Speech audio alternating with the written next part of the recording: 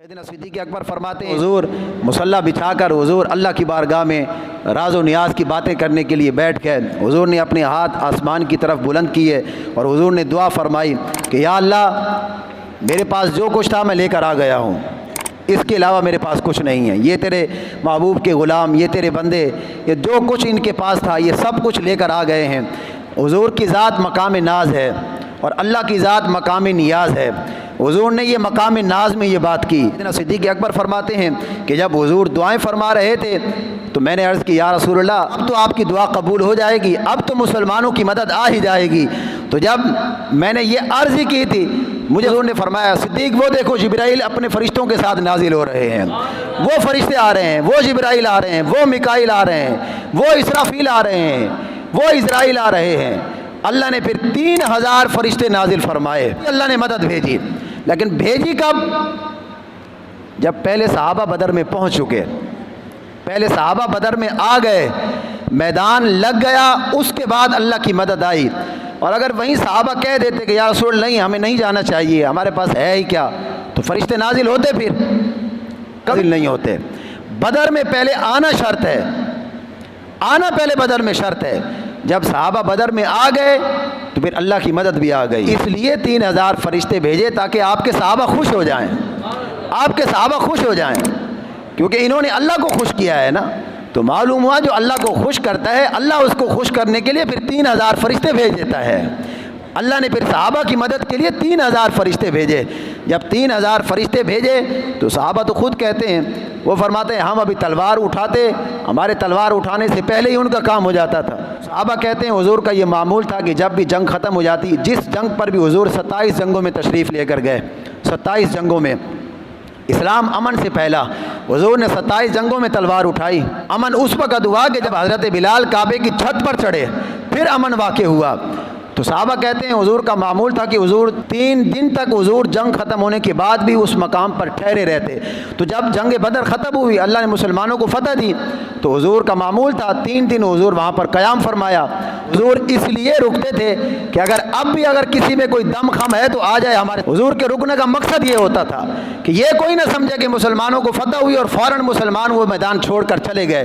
حضور رکتے تھے کہ اب بھی اگر کسی میں کوئی دم خم ہے تو آئے ہمارے ساتھ مقابلہ کرے۔ تو دوسرے دن حضور عصر کی نماز پڑھا رہے تھے۔ صحابہ فرماتے ہیں ہم نے دیکھا کہ حضور نماز کے دوران جو ہے وہ مسکرا رہے ہیں۔ حضور نے سلام پھیرا تو ہم نے حضور سے عرض کی یا رسول اللہ ہم نے آپ کو دیکھا آپ نماز میں مسکرا رہے تھے۔ اب حضور نے یہ تو نہیں فرمایا تم نماز پڑھ رہے تھے یا مجھے دیکھ رہے تھے؟ پڑھ تم نماز رہے تھے، دیکھ تم مجھے رہے تھے۔ قلندر لاہوری کہتا ہے نا مجھے کیا خبر تھی قیام کی، مجھے کیا خبر تھی سجود کی، تیرے نقش پا کی تلاش تھی میں جھکا رہا نماز میں۔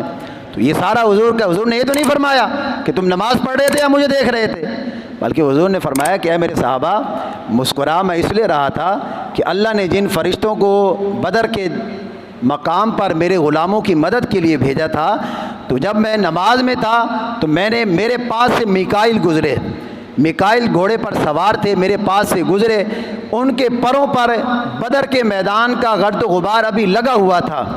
جب وہ میرے پاس سے گزرے تو اب فرشتے نازل کیسے ہوئے، ذرا اس منظر کو دیکھیں، فرشتے نازل کیسے ہوئے۔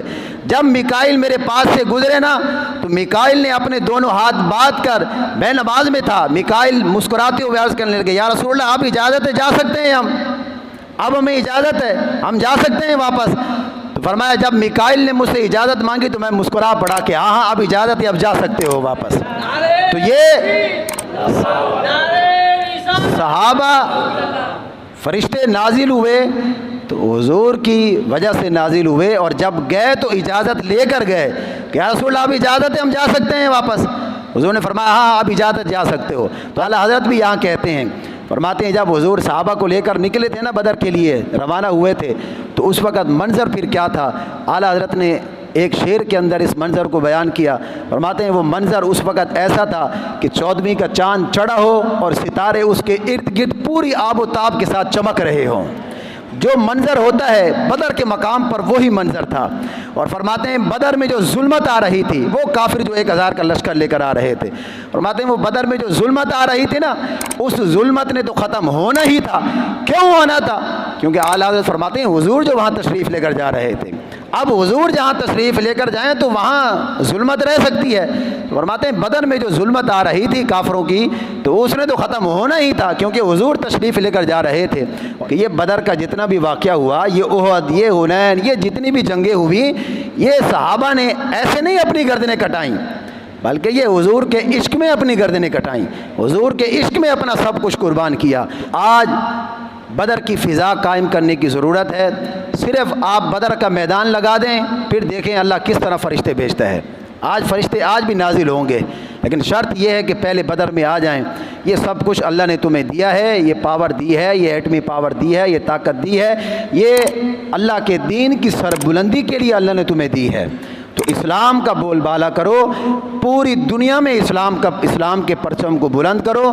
ہر وقت اللہ اور اس کے رسول کی دین کی سربلندی کے لیے کوشاں رہو. جب تم اللہ پر بھروسہ کرو گے تو اللہ کی مدد آ ہی جائے گی.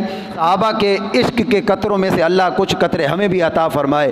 وہ بہادری، وہ جرت، وہ ہمت، وہ جذبہ جو صحابہ کو بدر میں لے گیا، اللہ وہ ہمیں بھی عطا فرمائے، آج کے حکمرانوں کو بھی عطا فرمائے. اللہ ہم سب کا حامی و ناصر ہو. وآخر دعوانا الحمدللہ.